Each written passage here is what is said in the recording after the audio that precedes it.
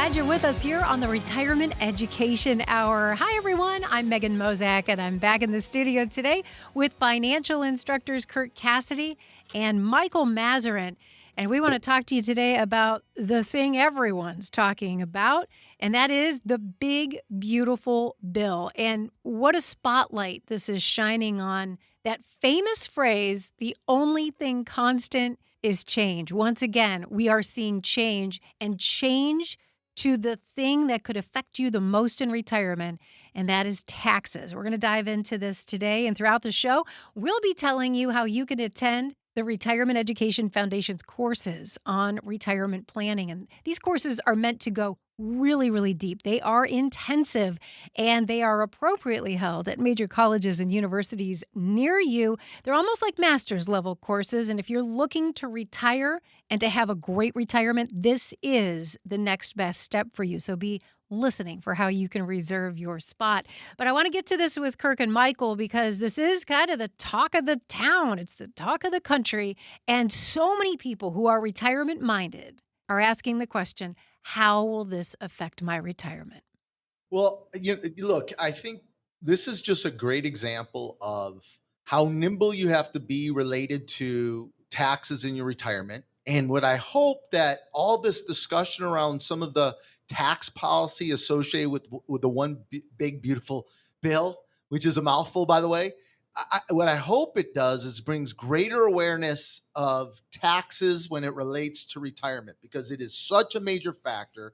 It is probably the second most important thing to consider when you're deciding when to take Social Security, when to take money out of your retirement accounts, your IRAs and your 401ks, or when you should be taking money out of your Roths and your non-qualified accounts. All this needs to be mapped out. And then once you've mapped it out, they go ahead and change some of the rules and some of the laws. And this isn't uncommon. And it's really important to be in tune with some of the changes, but more importantly, just the basic concepts of what will drive success in retirement. And taxes is a big component to that. Taxes is huge because people come to the class, and one of the bigger takeaways we often hear from people is that taxes was the piece that stood out to them the most, because when they're growing their wealth, they're in their 20s, 30s, 40s, 50s, a lot of people don't think about taxes too much. They're making their money, you're earning income, you're paying taxes. And the more income you earn, bonuses, raises, promotions, you're going to pay more taxes, which is an unfortunate fact of life. And people kind of chalk it up to, it is what it is. The more money I make, the more I'm going to pay in taxes. That's how they think about taxes in their accumulation phase, 20s through 50s. But then they realize, hang on a second, I'm now approaching retirement. And if I am tax efficient versus tax inefficient, this nest egg that I built for myself can be massively larger or much, much smaller. Michael, it's huge. I mean, we spend a lot of time in the 8 hour, what is almost a master's level class, right? We're teaching these classes at major universities. We tend to have highly educated, a lot of engineers and executives and doctors and people who are a little more advanced when it comes to finance and financial literacy. But I think the piece that people don't really appreciate is the nuance and how advanced, by understanding tax code and understanding where the opportunities lie, the differences. I mean, we show it in the class. One person with $6 million of cash flow through their whole retirement, paying $1.2 million in taxes, and another person with $6 million of investable assets throughout their retirement, paying $125,000 in taxes. I mean, you're talking about $1 million swing for that family. So your opinion, our opinion, the charity's opinion, your advisor's opinions are irrelevant when it comes to your retirement plan. The math, the plan should drive everything, not opinions, not feelings. And the big, beautiful bill is another example of why you need to attend one of our almost master level courses. They're 8 hours in length, taught over 2 evenings or one full Saturday, taught at major universities and colleges in your area, and also streamed live. If you'd like to attend, go to retirementplanningedu.org. That's retirementplanningedu.org. So you mentioned before about how really, especially with this topic, political preferences might begin to skew people's choices in retirement. And we've seen this with a lot of different, tariff announcements and interest rate cuts. We've seen people's political opinions skew some of their choices in retirement, and very often to their detriment. The great thing about taxes is math. Are you paying more taxes or less taxes? And how do we manage the income on an annual basis to pay the least amount of taxes possible? That's the one thing I think everyone's on the same page about, is they want to reduce their tax bill to be as small as possible so that they can spend more money on themselves, gift more to friends and family, donate more to charities. Whatever they want to do, they can do it, but that requires minimizing your own tax bill first, and you got to set aside politics to do that. What's crazy is, Michael, the impact of paying less taxes and how much longer people's money will last. It's one of the things that we show many case studies where we take distributions, take their income in different orders from different places, and we show the impact of their money lasting 4 years longer, 8 years longer, and 12 years longer. And the only difference, Michael, in those examples was paying less taxes. It was the same growth rate. It was the same starting values, invested in the same CDs in the example we use in the class.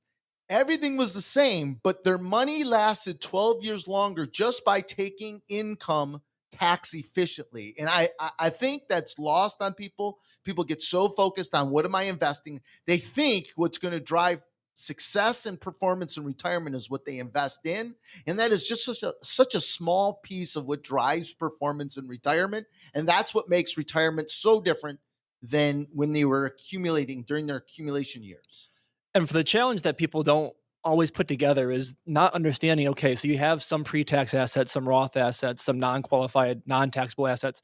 The order in which you spend those dollars, that's how you manipulate the tax rates. It's not just about spending all the Roth money first. It's tempting to spend all the Roth money first, but that might be the wrong thing to do, because you might be setting yourself up for a tax bomb down the road later in life. I think, Michael, the value of the class and why the class is 8 hours, it is really advanced and comprehensive. Look, people get mad at me for telling the truth. It is. It's designed for people who really want to understand the nuance on how to effectively build a retirement plan. And so much of it is centered around taxes. And taxes is complicated. And that's why the class is 8 hours. And that's why we spend either 2 evenings or one full Saturday. It's why it's taught at major universities and colleges. So again, we would encourage you to attend one of the charities courses. If you'd like to register, go to retirementplanningedu.org. That's retirementplanningedu.org.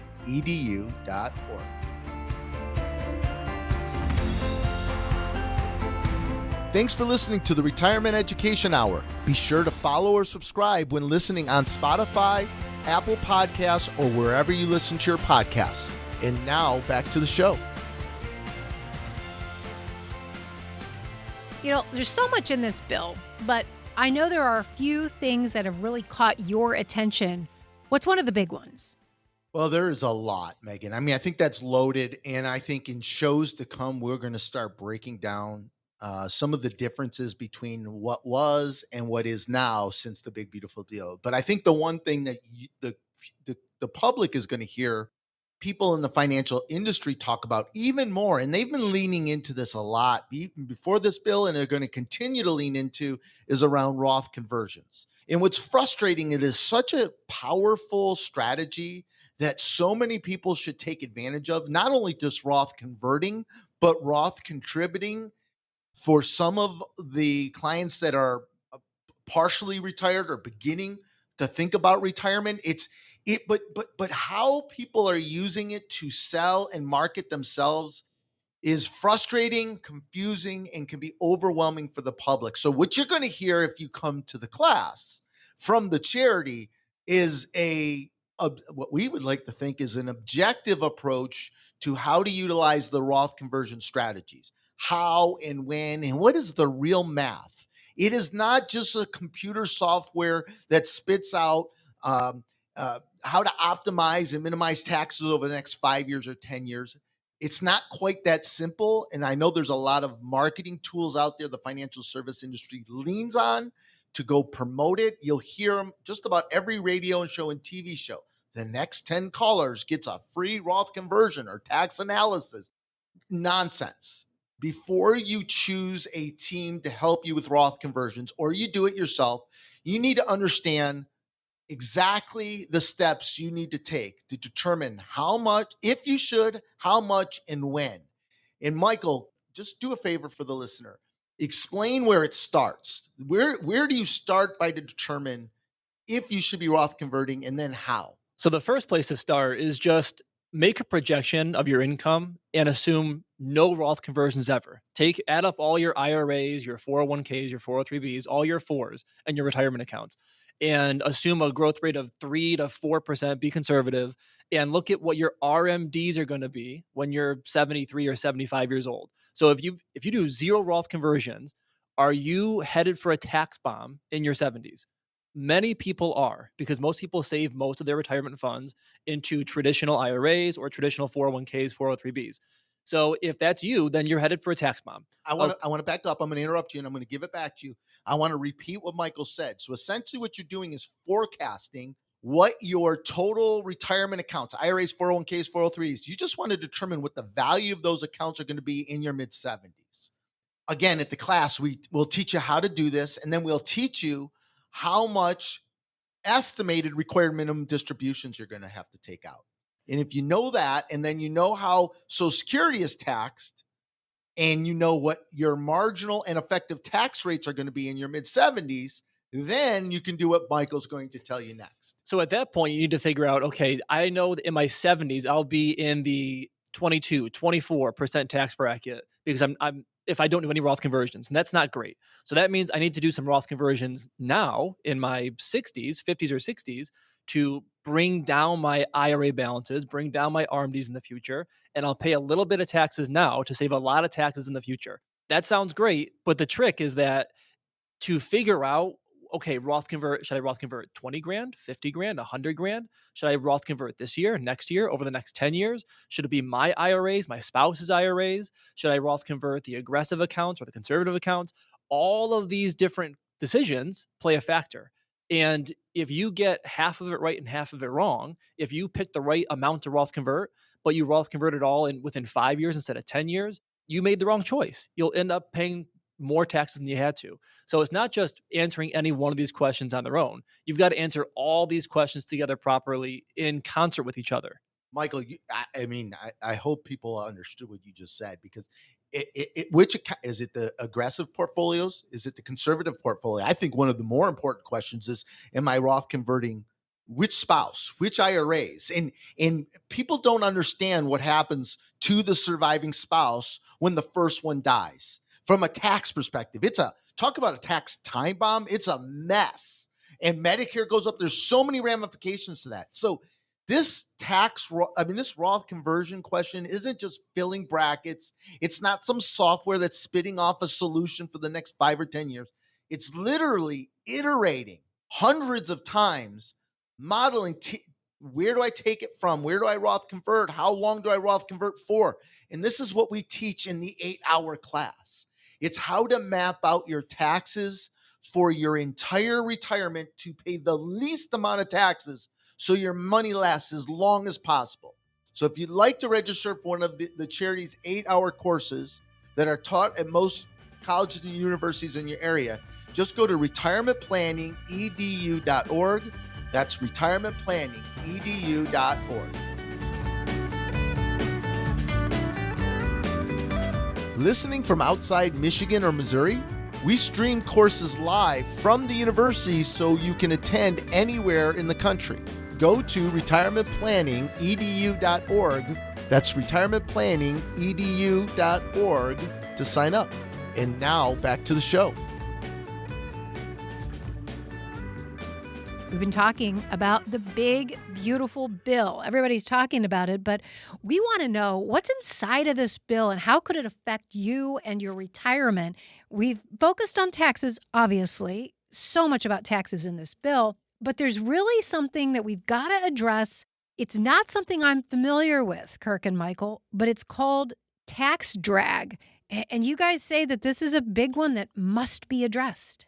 It is. Again, we keep saying at each segment, people underestimate the complexity associated with proper tax planning in retirement. And I'm not trying to intimidate or scare anyone. That's not the intention. But I'm going to tell you, many CPAs, CFOs attend our the charity's educational courses. In fact, we've taught over, tens of thousands of people, and we've reached hundreds of thousands of people through our educational content online, in our podcasts, in our TV shows and radio shows, and in a bunch of different states now. People continue to underestimate the complexity around taxes in retirement. Even CPAs that we meet, and I know I've got CPAs listening. This is not intended to challenge you guys at all, and gals, I should say, but it is. There's nuance. There's a lot of nuance beyond just the tax code, but it's also the strategies from an investment perspective, and where I take my money from and when I take my money from. And if we don't do this efficiently and properly, the tax implications can have a massive drag on how long your money will last throughout your retirement. Michael, you want to elaborate? Yeah. So, for example, a very common scenario that we run across at the class is someone who will, volunteer while we're asking for questions and comments. They'll explain that they retired and they spent all of their Roth money that they had in the first couple years of retirement. And they're very excited about that because they say, I paid $0 in taxes for the first 2, 3 years of my retirement. And they're excited. And then we walk them through, okay, so you spent all your Roth money. So that means for the rest of your life, the rest of your retirement, you have no Roth money left. So that means that every single year when you have a large expense pop up, you need to go into your taxable IRA accounts now to withdraw this lump sum withdrawal for a new car, for a home renovation project. So if you want to buy a new car now, that's going to cost you $60,000. You can't withdraw $60,000 anymore. You need to withdraw, I'm rounding, depending on a tax bracket, $75,000, pay $15,000 in taxes to buy that $60,000 car. And then that $75,000 withdrawal is going to bump your other income that year into a higher tax bracket. It might bump you into a higher Medicare bracket. So that quote unquote $60,000 car might end up costing you $80,000, $90,000 because of $20,000, $30,000 in taxes. That could have been avoided if you had saved some of your Roth money that you spent early in retirement, but you didn't know any better because you didn't forecast your income needs. That's just one example of hundreds that we've seen of people failing to forecast how to blend in their pre-tax, their tax-free, and their non-taxable money to make sure that they're never stuck in a spot where they're being forced to pay more taxes than they have to. We see this a lot. I see this a lot with people who have a desire or a comfort with having more money in checking and savings, often too much money in checking and savings, but they do that because it makes them feel safe and comfortable. And while we respect and appreciate that, that last $10,000 thing that you needed to buy that year, or had an emergency, or needed to replace your furnace or a hot water tank, or you need a roof, whatever that may be, those last dollars that you spent, because you didn't take it out of either potentially a Roth account, depending on your situation, or a non-retirement account, increase your taxable portion of Social Security. It caused your dividends and capital gains become now taxable when they weren't when you were in a 12% bracket. It increased your cost of Medicare. It has a snowball. You pull one lever and 4 or 5 levers over here will move. And so it gets complicated, it gets nuanced. And here's the thing, we know we're going to have an unexpected expense we didn't budget for every 3.2 years in retirement.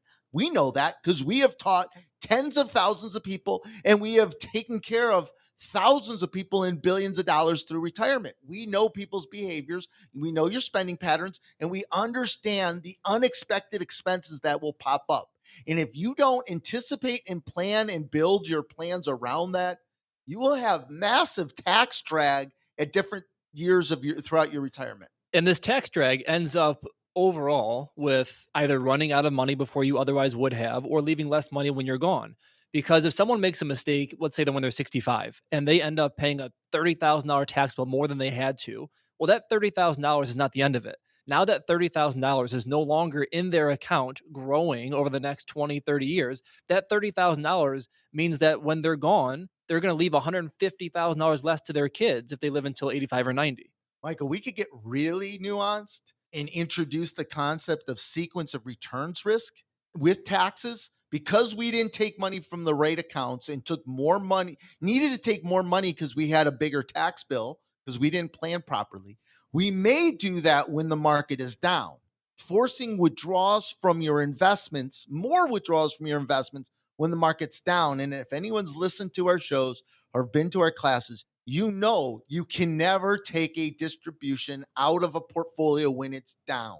So again, being able to anticipate and have different types of accounts for different situations based upon market conditions and what tax brackets you in is the nimbleness. I hope that's a good word, nimbleness that you need throughout retirement. But you have to come for an 8-hour, almost master's level education to understand how to build these plans, how find teams that can help you build these plans if you're not going to do it yourself, to understand if they're really doing what they say they're doing, the services, they're really providing the services they say they're providing. So if you'd like to register for one of our 8-hour classes, go to retirementplanningedu.org, retirementplanningedu.org. Classes are forming now. Go to retirementplanningedu.org to register. Again, that's retirementplanningedu.org. Use the promo code PODCAST to receive 50% off your tuition. And now, back to the show. We've been talking today about legislation that's made its way through Congress and it's officially signed by President Trump. That is One Big Beautiful Bill Act. And this thing is law. There's so much inside of it. And today we're really breaking down some of the big topics that could affect you and your retirement. And there are some just enormous tax implications here. I want to focus on one area that I know so many of our listeners here in the Detroit Metro care deeply about, and that is charitable giving. We have a lot of very, very generous folks, and they want to give, but they want to give in a really efficient, meaningful, intentional way. What do they need to know so they can give in a smart way?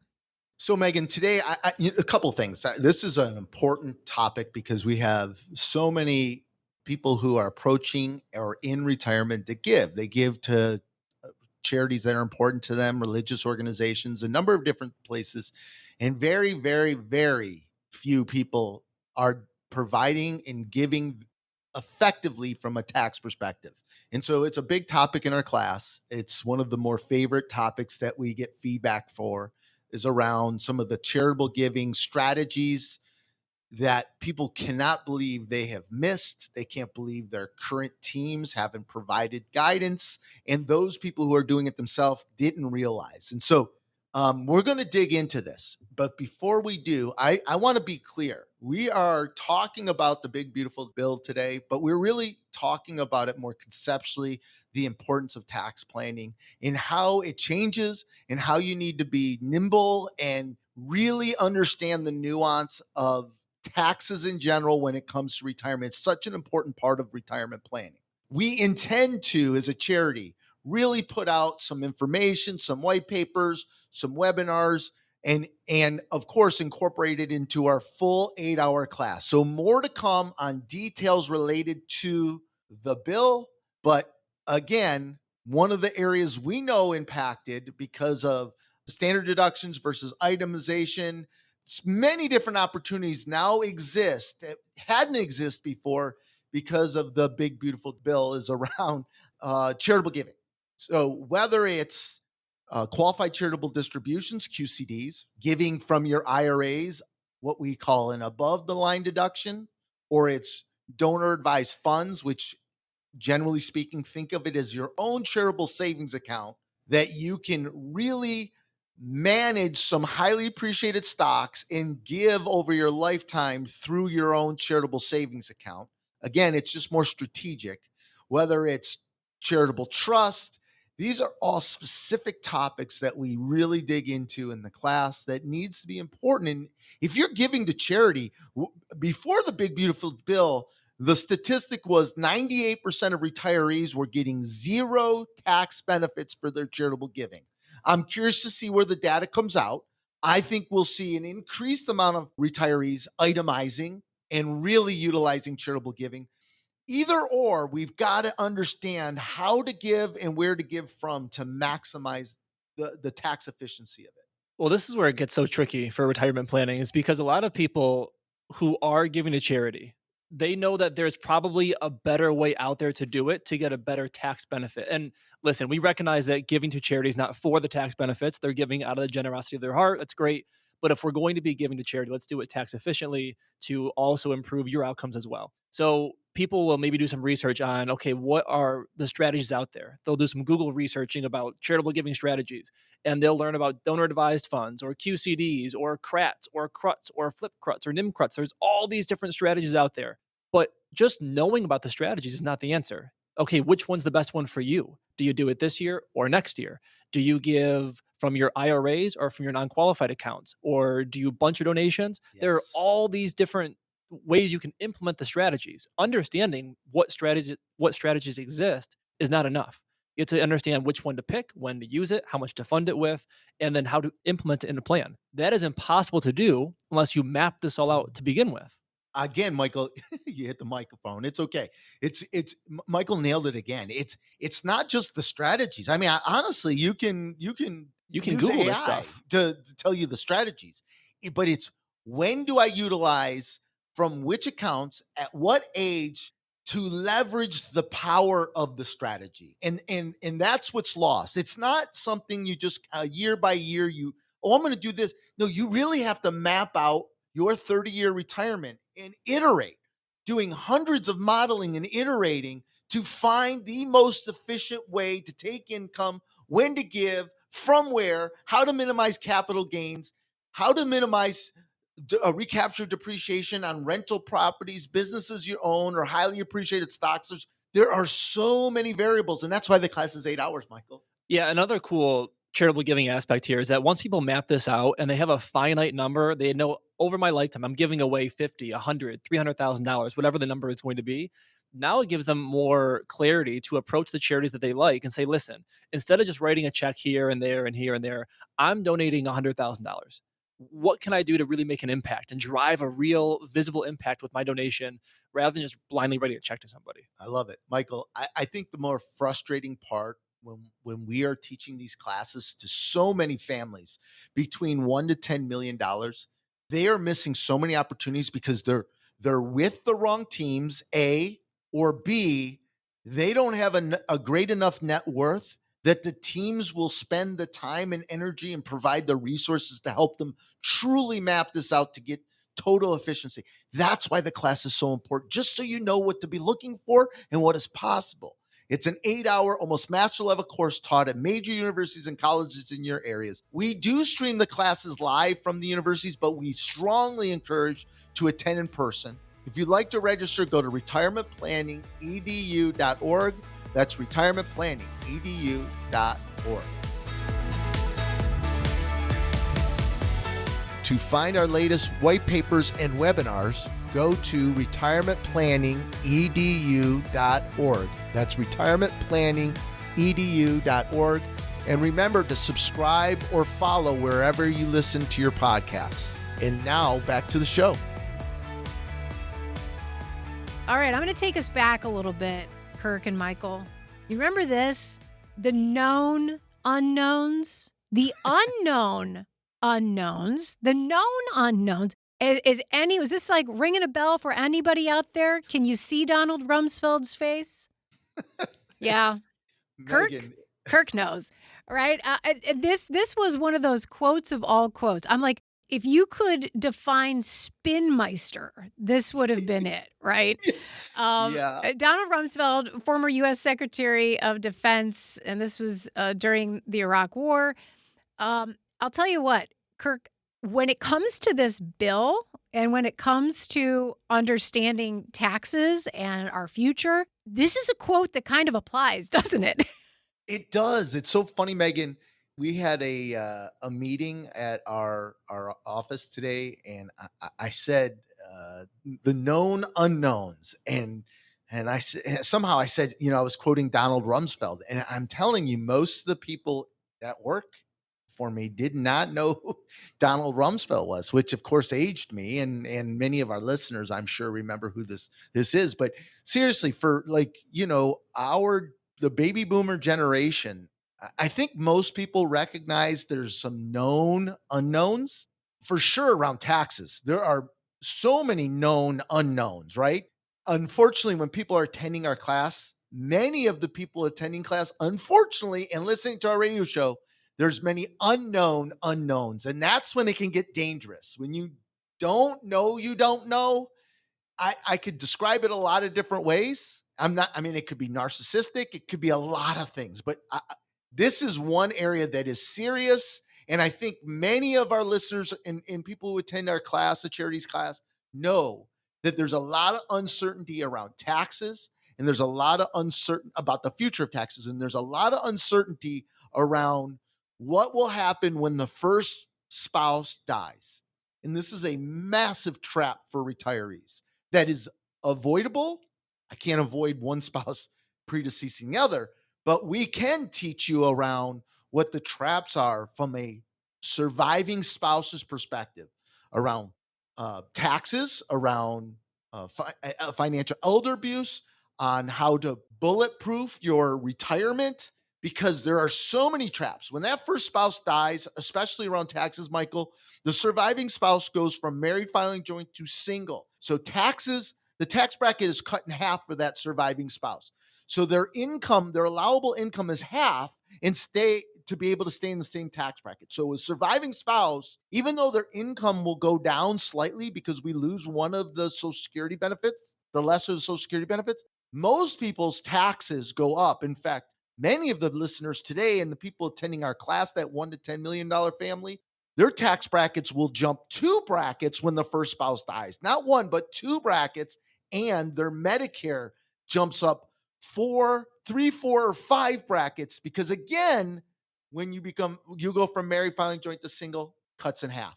So these are some of the things that typically the very advanced class attendees will come into the class thinking they've got a handle on. They've mapped out their income with a spreadsheet, and they are pretty sure they have a decent handle on their tax planning, and they're blending in Roth money, and it's all great. And then we ask them, okay, but what happens when one spouse passes away?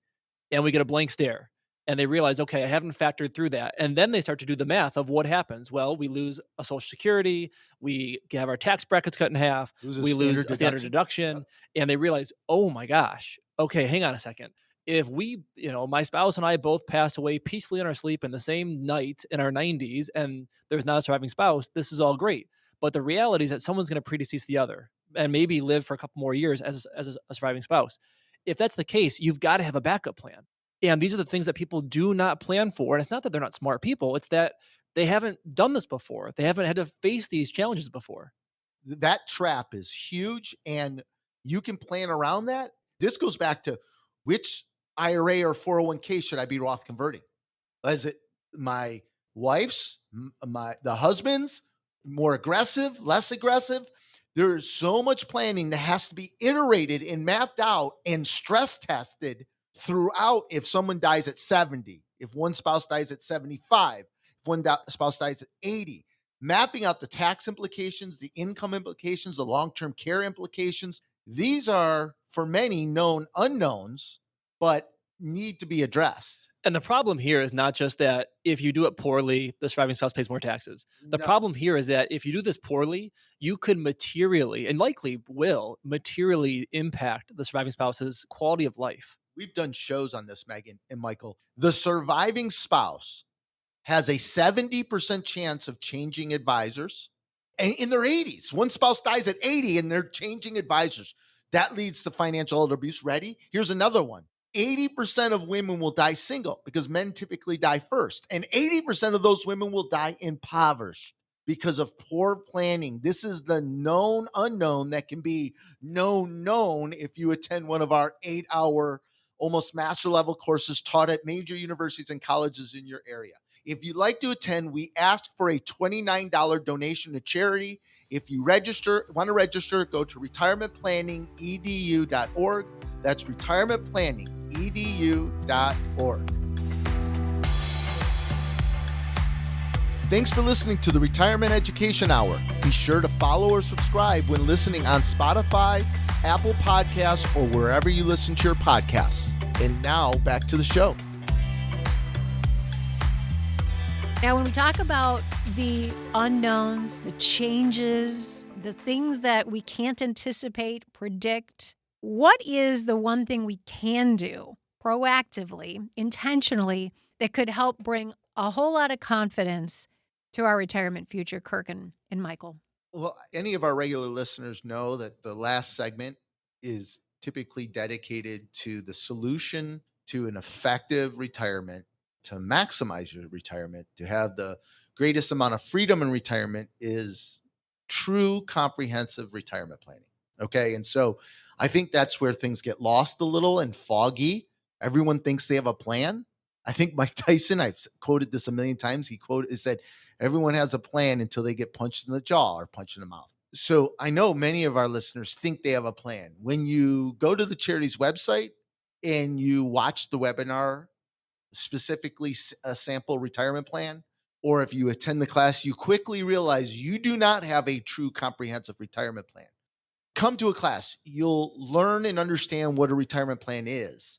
But what it does for you, what a real comprehensive plan does for you, it takes the emotion and feelings out of your money and what you should and shouldn't do. The plan, math, should drive everything, every decision that you make, and you shouldn't look at any of these decisions or make any of these decisions in a vacuum or in isolation. So it's really math. And to drive the best plan possible, you literally have to iterate hundreds of times, modeling different scenarios to find the most tax efficient plan, the plan with the greatest risk mitigation for when you're both alive, if you're married, or for the surviving spouse, or for a single person. And then how do I maximize my income, reduce my risk, or maximize my legacy? Whatever your priorities are, it's not your opinion. It's not an advisor's opinion. It's not anyone on CNBC's opinion, on Bloomberg, or any of your silly newsletters. None of those opinions make a difference. There isn't a strategy.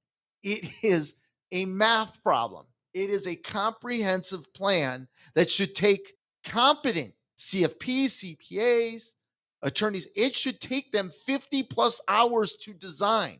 That's how I know you don't have it. So, Michael, you can elaborate a little further, but they're not going to really get this until they come to a class. I get it. Well, we hear this all the time. People saying I've listened to the radio show or the podcast, or I've seen the rundowns online for years, and then I came to the class thinking I knew my stuff, and I didn't, because the class goes so much deeper than all those different sources do. But this is one of the things that frustrates me a little bit about people's resistance to planning. Is some people say, well, you can't predict the stock market, and tax laws change every couple of years, so what's the point of planning? And that just strikes me as so short-sighted. Yeah, I understand. We cannot predict the stock market. We cannot predict what taxes might be in 5, 10, 15 years. But just because we don't know what it's going to be down the road does not mean that we can't plan to find the best future possible. And then when things do change down the road, great, we'll pivot and move from there. But if you don't have a plan in the first place, you're simply burying your head in the sand, and you're going to be guaranteed to wind up with bad outcomes. But I think it's a great example. Look, we have so many biases, and that impacts our decisions about everything we do, especially when it comes to our money, whether we're confident to spend, whether we're fearful of bad market outcomes, we're fearful of whether a bill is good or bad because of the political disposition we are or are not. These biases influence all of our ability to make good decisions. Whether you want to admit that or not, that is the truth for all of us. But math doesn't lie, Michael. Math doesn't lie. And that's one of the things in the class that we'll teach you is how to determine, is someone really using real math and doing comprehensive planning when they're suggesting strategies, recommending decisions, or is it just sales and sizzle? Is it real substance? Is it emotions, their biases, or is it in sales tactics, or is it really the best mathematical outcomes? And I just can't encourage enough to go to the charity's website to see what a sample plan looks like. Yeah, I mean, that'll help for a lot of people, because what we've seen time and time and time again is that once people really engage with the content and understand these concepts better, they start to have much more peace of mind and freedom, because now they're not second guessing the decisions they're making. The banter from their friends and their family, what those people are doing, doesn't impact them anymore, because they know that they're making the right choices for themselves based on what their plan called for. It doesn't matter who's president. All these external things will constantly change and evolve. And so you have to have a plan that is nimble and accounts for unexpected market events and tax changes. You have to have that. It's a math problem. So do yourself a favor, come to one of our the charities, 8-hour master level courses All we ask you to do is make a small $29 donation to charity. If you'd like to register, go to retirementplanningedu.org. That's retirementplanningedu.org.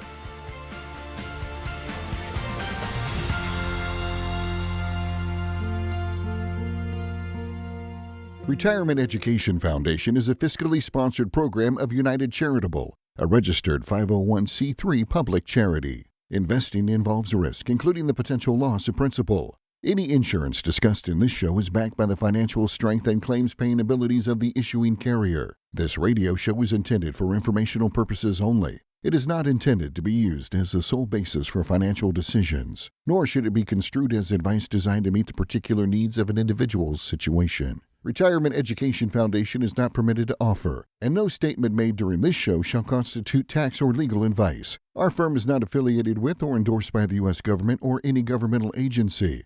The information and opinions contained herein provided by third parties have been obtained from sources believed to be reliable, but accuracy and completeness cannot be guaranteed by Retirement Education Foundation. This radio show is paid for by the Retirement Education Foundation.